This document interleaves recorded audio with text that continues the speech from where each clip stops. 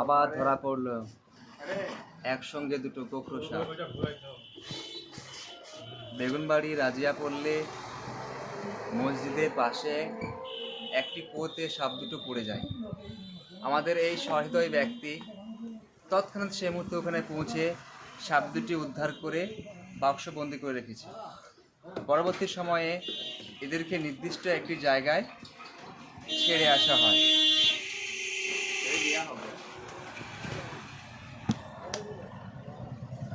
মনে হচ্ছে রাগান্বিত হচ্ছে।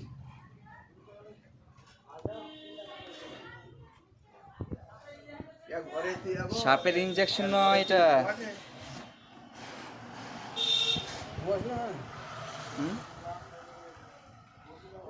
ইনি হচ্ছে সেই ব্যক্তি যে সাপ ধরাতে 1 নম্বর।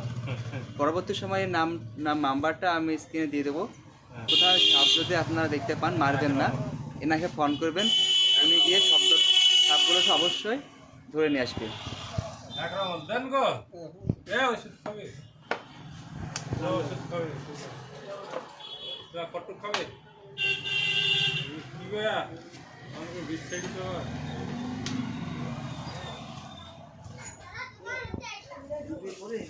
हाँ সঙ্গে তো জোড়া আছে, এক জায়গা তো ছিল।